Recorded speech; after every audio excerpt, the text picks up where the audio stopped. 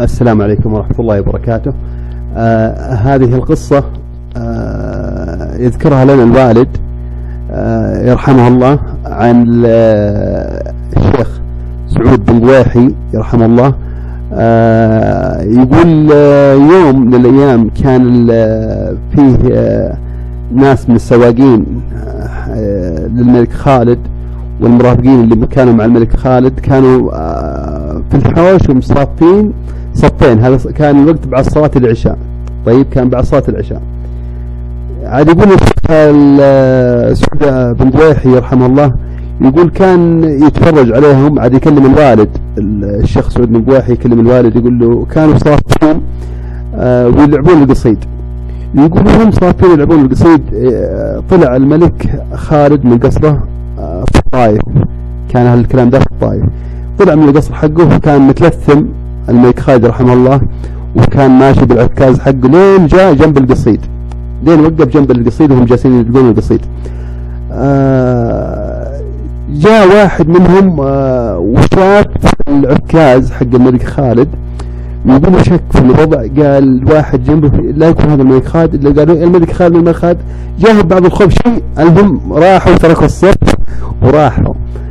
جاء العم سعود بن قويحي كشف وجه الملك رحمه الله الملك خالد كشف عن وجهه وجالس يضحك ويناديهم. هم بعد ما راحوا كل واحد انحاش خايف. قال لا يكون ازعجنا الملك خالد يعني وازعجناه وطلع.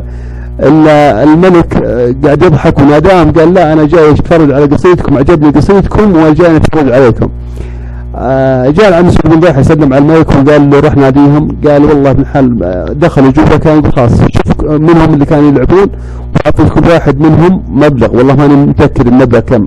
هذا الوالد يقولها لنا عن الشيخ سعود بن قويحي. اعطاهم مبلغ كبير كل واحد وكان يعني وده انه كان يعني جلسوا من القصيد على اساس يشوفهم بس راحوا. الشاهد من هذه القصة حب الملك للشعب أو يعني كان واحد منهم.